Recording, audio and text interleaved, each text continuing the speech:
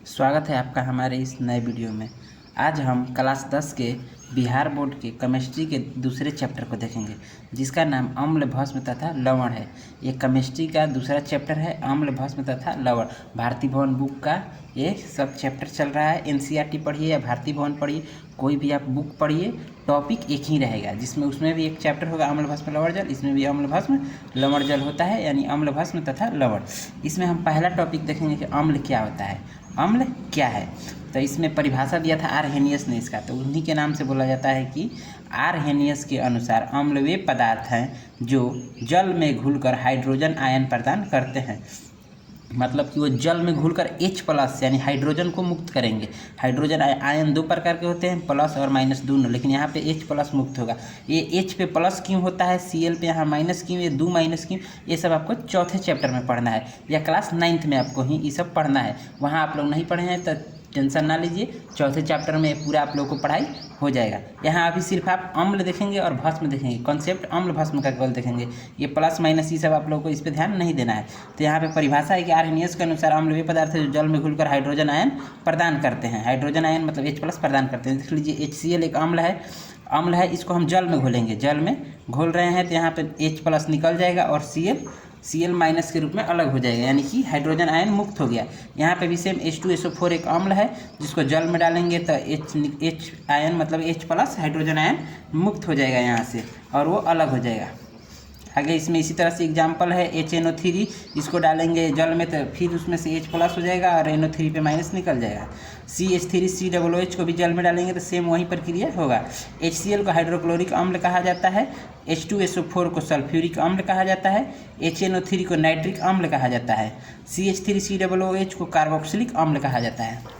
इसको CH3COOH को carboxylic अम्ल कहा जाता है। इस सब को पूरा को आपको वीडियो धीरे धीरे रोक के स्क्रीनशॉट ले लेना है, ताकि आप अच्छे से नोट्स बना लें। और जिन लड़कों का भी क्लास में ये टॉपिक छूट गया है, वो यहाँ से आराम से अपना टॉपिक कर सकते हैं।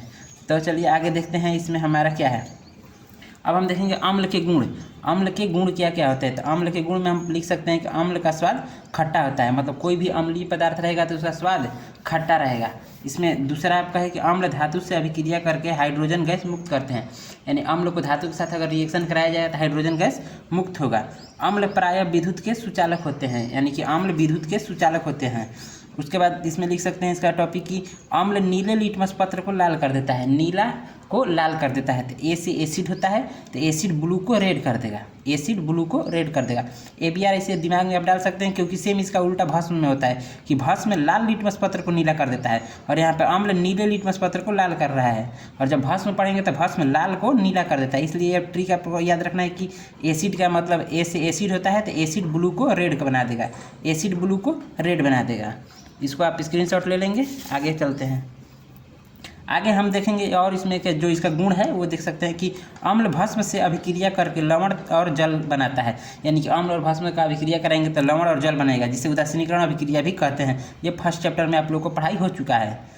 उसके आगे है यहाँ पे टॉपिक कि अम्ल का pH मान 7 से कम होता है, यानी कि अम्लीय विलयन कोई भी रहेगा उसका pH मान 7 से कम होगा। अब pH क्या है ये आगे आपको पढ़ना है कि pH होता क्या है।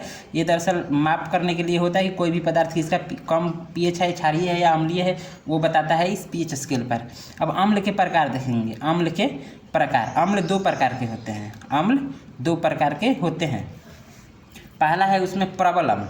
प्रबल अम्ल किसे कहेंगे तो उसका परिभाषा है वे अम्ल जो पानी में घुलने पर पूर्ण रूप से घुल जाते हैं, मतलब कि पानी में जिन्हें डालेंगे तो पूरी तरह से वो घुल जाएगा, तो उसे क्या कहेंगे, प्रबल अम्ल कहते हैं। उन्हें प्रबल अम्ल कहते हैं। जैसे HCl, HNO3, H2SO4, ये सब प्रबल अम्ल कहे जाते हैं। अब आपके दिमाग में चल रहा है कि हम जानेंगे कैसे कि कौन अम्ल है और कौन भस्म है, तो इस सब के लिए इसके आगे आपको सेम इसी वीडियो में मिल जाएगा कि कौन अम्ल है और कौन भस्म है, उसको कैसे पहचानेंगे। उसमें है अभी इसका दूसरा प्रकार देख लीजिए, दुर्बल अम्ल। दुर्बल, ये प्रबल अम्ल था, ये दुर्बल अम्ल। दुर्बल अम्ल में होगा कि वे अम्ल जो पानी में आंशिक रूप से घुले, मतलब वो था प्रबल अम्ल में कि जो अम्ल पानी में पूरी तरह से घुल जाए। और इसमें है कि वे अम्ल जो पानी में आंशिक रूप से घुले उन्हें दुर्बल अम्ल कहते हैं। H2CO3 यानी कार्बोक्सिलिक अम्ल और CH3COOH एसिटिक अम्ल, इस सब के नाम हम पिछले अभी पेज पे आप लोगों को इस सब का नाम लिख के हम बता चुके हैं। इनका नाम यहीं पर मेंशन कर लीजिएगा। अब बात रह गया कि हम कैसे पहचानेंगे कौन प्रबल है और कौन दुर्बल है। प्रबल है कि दुर्बल है उसको हम पहचानेंगे कैसे, तो उसके लिए एक छोटा सा ये ट्रिक है जो कि 99% तत्वों पर लग जाएगा, 1% तत्वों पर नहीं लगेगा। इसको आपको अच्छे तरह से कई बुकों को पढ़ने के बाद आपके लिए ट्रिक बनाए हैं हम, इसको अच्छे से ध्यान दीजिएगा कि प्रबल अम्ल क्या होते हैं और दुर्बल अम्ल क्या होते हैं। प्रबल अम्ल दुर्बल अम्ल का परिभाषा ऊपर में आपको हो गया है। पहचानेंगे कैसे कौन प्रबल है कौन दुर्बल है, तो हमने अधिकांशतः देखा है फार्मूला में कि जिसके आगे जिसमें H कम हो, जिसमें H कम हो, मतलब H मतलब हाइड्रोजन, जिसमें हाइड्रोजन की संख्या कम हो वो होते हैं प्रबल अम्ल, जो कि आसानी से पानी में घुल जाएगा। जिसमें हाइड्रोजन की मात्रा कम हो वो अधिकांशतः प्रबल अम्ल होते हैं, पूरी तरह से नहीं लेकिन अधिकांशतः 99% वो प्रबल अम्ल होगा। और जिसमें H की मात्रा अधिक हो, जिसमें कम हो वो प्रबल अम्ल, जिसमें कम हो वो प्रबल अम्ल, और जिसमें अधिक हो वो दुर्बल अम्ल। देख लीजिए H दूग है, इसमें आप कहिए कि यहाँ भी दूग है तो ये H2SO4 ये प्रबल अम्ल में आ जाता है। इसके अलावा H देखिए इसमें एगो है, यहाँ पे भी H एगो है तो ये सब प्रबल अम्ल है।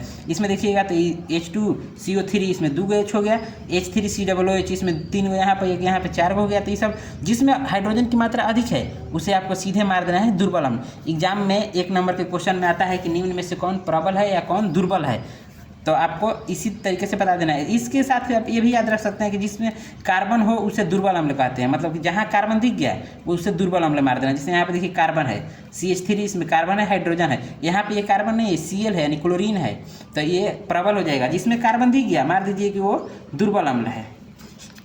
आगे आपको चलते हैं इसके बाद का, इसमें अब ऑब्जेक्टिव टाइप के कुछ है उसको याद रखिएगा कि फिनॉल C6H6O, फिनॉल एक विषैला अम्ल होता है, फिनॉल एक विषैला अम्ल होता है।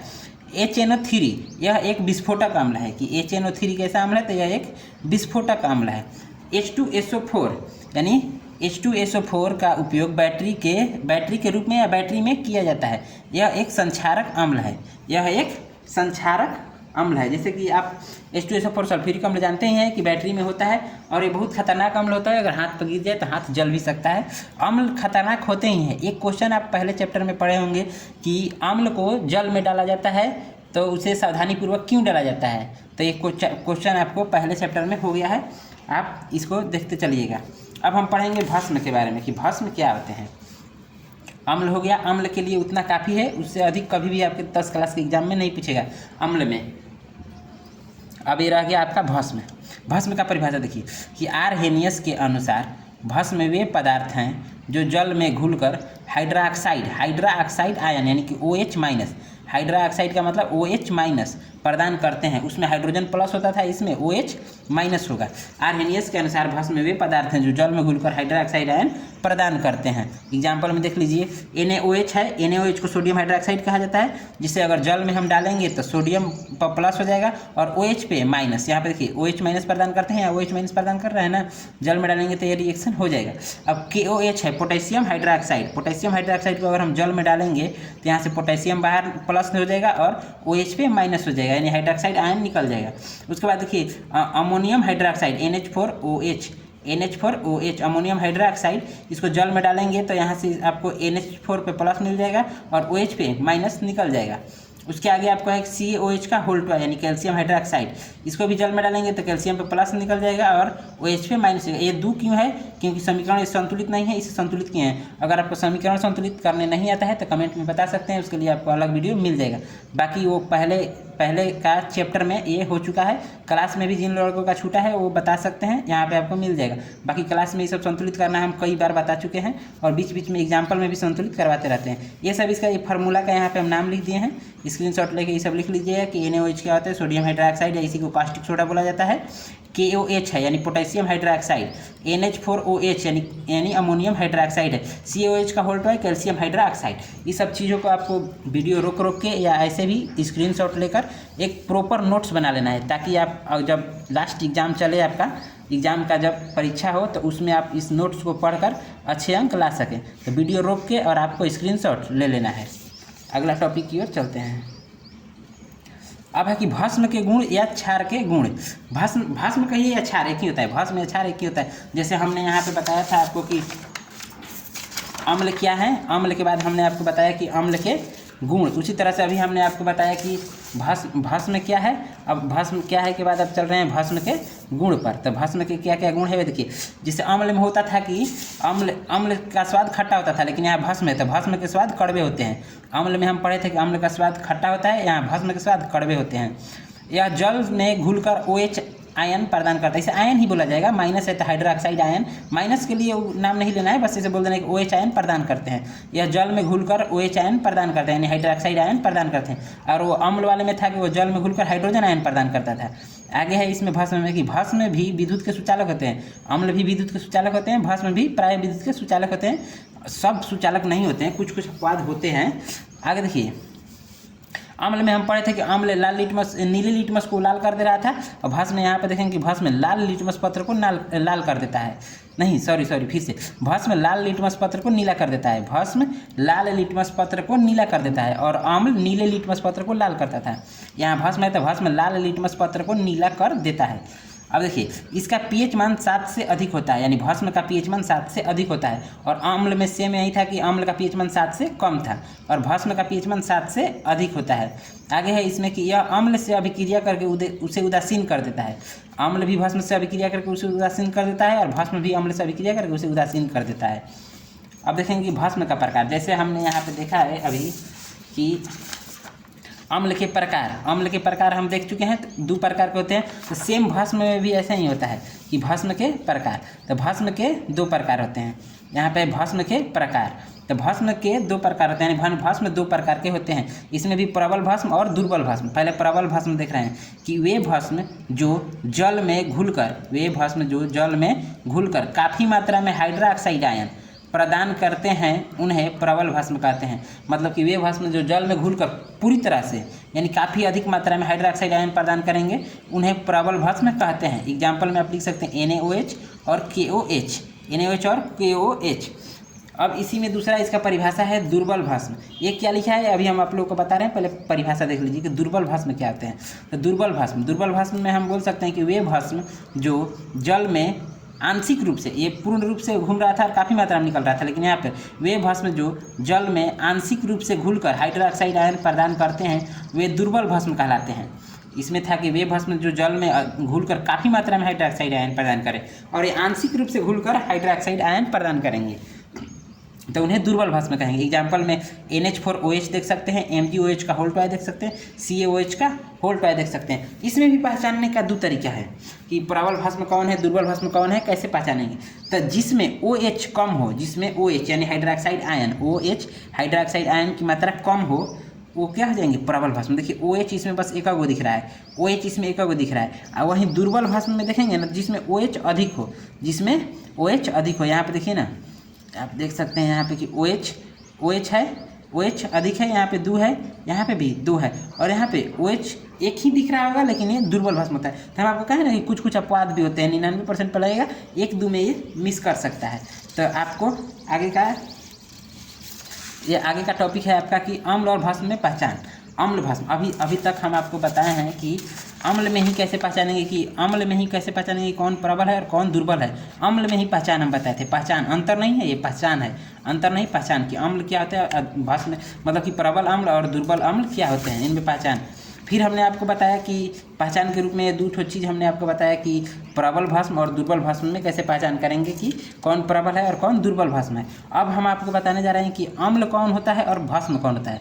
अम्ल और भस्म को पहचानने का तरीका, यकीन कीजिए सबसे आसान तरीका है, और ये आपको कुछ याद नहीं करना है कि कौन सा फार्मूला अम्ल का हो गया, कौन सा भस्म हो गया। बस चुटकियों में देखते हैं या बता दीजिए कौन अम्ल है और कौन भस्म है। और ये 1 या 2 नंबर के लिए, यानी 2 ऑब्जेक्टिव क्वेश्चन फिक्स रहते हैं कि बिहार बोर्ड में इससे पूछे जाए कि कौन अम्ल है और कौन भस्म है ऑब्जेक्टिव में। तो इसमें देखिए क्या हम करेंगे कि जिसके शुरुआत में H यानी हाइड्रोजन लगा हो वो प्रायः अम्ल होता है। जिसके शुरुआत में H लगा हो वो प्रायः मतलब अधिकांशतः, ये नहीं मैं कह रहा हूँ कि सब अम्ल ही होगा, अधिकांशतः अम्ल होते हैं। जैसे HF, HCl, HBr, HI, H2S, H2SO4, इन सब के अगर आपको नाम नहीं पता है तो हम इस सब का भी नाम एक वीडियो में बता देंगे कि क्या होता है। जैसे हाइड्रोजन फ्लोरीन, हाइड्रोक्लोरिक अम्ल, HBr, ये सब याद कर लीजिएगा। तो नाम तो मत दीजिए, बस केवल देखिए कि इसके शुरुआत में अगर H है तो वो अम्ल है, H है तो वो अम्ल है। इसका दूसरा चीज़ देखिए, जैसे कि हम जान गए कि H है तो अम्ल है। और भी इसमें जैसे कि अधातु के ऑक्साइड अम्ल होते हैं, या जब धातु का धातु पढ़िएगा तो उसमें भी पढ़ाया जाएगा कि अधातु के ऑक्साइड अम्लीय होते हैं और धातु के ऑक्साइड भास्मिक होते हैं। तो उसी से ये ट्रिक बना है कि अधातु के ऑक्साइड अम्ल होते हैं। अधातु यानी कार्बन एक अधातु है, तो कार्बन का ये अधातु C लग गया यानी कार्बन से बना है, तो कार्बन का ये अयस्क के रूप में मान लिया जाएगा CO2, तो ये क्या हो गया, ये एक तरह से अम्ल हो गया, जो कि अधातु के अपरूप के रूप में ऑक्साइड के रूप में होते हैं। SO4 ये भी एक धातु नहीं है, तो इसके लिए भी ये क्या हो जाएगा, अम्ल हो जाएगा। NO2 ये भी नाइट्रोजन धातु नहीं है, तो इसका भी ये क्या हो जाएगा, अम्ल हो जाएगा। यहाँ पर एक अधातु मतलब जो धातु न हो, अगर वो है इसमें शामिल, तो वो प्रायः अम्ल होते हैं, प्रायः अम्ल होते हैं। एक पहला तरीका आपको याद रखना है कि जिसके शुरुआत में हाइड्रोजन लगा हो, जिसके शुरुआत में हाइड्रोजन लगा हो वो प्रायः अम्ल होंगे जिसके शुरुआत में हाइड्रोजन लगा हो प्रायः अम्ल होंगे, या धातु के ऑक्साइड अम्ल होते हैं, अधातु के ऑक्साइड अम्ल होते हैं। और तीसरा है जिसके अंत में COOH लगा हो वो अम्ल होंगे, जैसे कि HCOOH, CH3COOH, C2H5COOH, C3H7COOH, ये सब क्या है, अम्ल है। बस आपको पहचानना सीखना है कि कौन अम्ल है और कौन भस्म है। तो अम्ल पहचानने का 3 तरीका कि जिसके शुरुआत में H हो वो क्या होंगे, अम्ल होंगे, अधातु के ऑक्साइड अम्ल होंगे, और जिसके अंत में COOH लगा हो वो अम्ल होंगे। अब आपको रटने की जरूरत नहीं है कि HCOOH क्या होता है, अम्ल होता है कि भस्म होता है। ऐसे हम लोग भी पढ़ते थे, ऐसे ही रटते थे कि क्या अम्ल है कौन भस्म है। तो अब वो सब आप लोगों को नहीं करना है, इसमें बस देखना है कि COOH लगा है तो बस इसको कह देना है कि अम्ल है। जिसमें अधातु के ऑक्साइड लगे हैं तो हाँ, तो बस ये अम्ल है। और जिसमें हाइड्रोजन शुरू में लगा है तो वो अम्ल है। अधिकांशतः, सभी नहीं, अधिकांशतः। और इतने में आप लोगों का 10 क्लास आराम से क्लियर हो जाएगा। अब भस्म की ओर चलते हैं कि भस्म को कैसे पहचानेंगे। तो इसमें था कि जिसके शुरुआत में हाइड्रोजन लगा हो, ठीक, जिसके शुरुआत में हाइड्रोजन लगा हो वो अम्ल होंगे। और इसमें परिभाषा में था कि आरएनएस के अनुसार हाइड्रोजन गैस मुक्त करे जल में घुलकर, तो हाइड्रोजन बस देखना है। और भस्म में परिभाषा था कि OH आयन प्रदान करे, तो इसमें OH को हम देखेंगे। अगर जिसके अंत में OH लगा हो, वो क्या होंगे, भस्म होंगे। जिससे LiOH, NaOH, CaOH का होल टॉय, KOH, C5OH, MgOH का होल टॉय, BaOH का होल टॉय, NH4OH, जिसके लास्ट में OH लगा वो भस्म कह देना है। परीक्षा में ऐसे ही आएगा, जैसे 1 2 3 ये ऑप्शन होगा, चौथा ऑप्शन ये डाल देगा। जैसे यहाँ से इसे 4 गो दे देगा, 4 गो कहेगा कि निम्न में से कौन भस्म है, तो HF, इसको शुरुआत में H हो गया, शुरुआत में H हो गया, शुरुआत में H हो गया, इसमें H नहीं है और लास्ट में OH है, तो सीधे मार देंगे इसी को। और ऐसे ही पूछा जाएगा, यकीन कीजिए ऐसे ही क्वेश्चन पूछे जाएंगे। 3 गो ये भस्म के नाम देंगे, उसमें एक अम्ल घुसा देगा और कहेगा कि निम्न में से कौन अम्ल है। तो इसी से आपको पहचानना है कि कौन अम्ल है और कौन भस्म है। तो वहाँ पर आपको बहुत काम देगा। जिसके अंत में OH लगा वो भस्म हो जाएंगे। और अधातु के ऑक्साइड, धातु के ऑक्साइड, इसमें था अधातु, इसमें अधातु था। जैसे कौन है, अम्ल वाला है, अम्ल वाले में अधातु था, और भस्म वाले में धातु के ऑक्साइड भास्मिक होते हैं, भस्म को ही बोला जाता है, भास्मिक गुण होता है। धातु के ऑक्साइड भस्म होते हैं। जैसे Ca हो गया, तो इससे कैल्शियम के क्या होते हैं, Ca का धातु के ऑक्साइड भस्म होते हैं। यानी कि धातु के जो भी ऑक्साइड होंगे ना वो भास्मिक होंगे। जो भी धातु मतलब जिसका धातु का अंश लगा हो वो उसके ऑक्साइड अगर बने हो तो उन्हें भस्म मार देना है, भस्म। तो Ca हो गया, एक धातु है तो इसमें ऑक्सीजन जुड़ा हो या कुछ भी जुड़ा हो, हमें दिख गया ना कि धातु लगा हुआ है, तो ये क्या होंगे, भस्म होंगे। Cu है, ये भी एक धातु है, भस्म होंगे। Al धातु है, भस्म होंगे। Mg धातु है, भस्म। Be धातु है, भस्म। Li धातु है, भस्म। सोडियम धातु है, भस्म। K धातु है, भस्म। Rb धातु है, भस्म। Mn धातु है, तो ये सब भस्म होगा।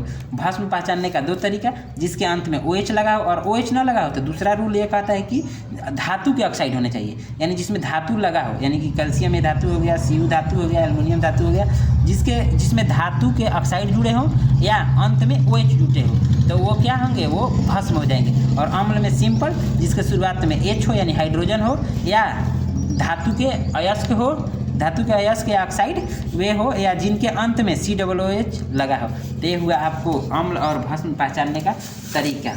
अम्ल कैसे पहचानेंगे और भस्म को कैसे पहचानेंगे।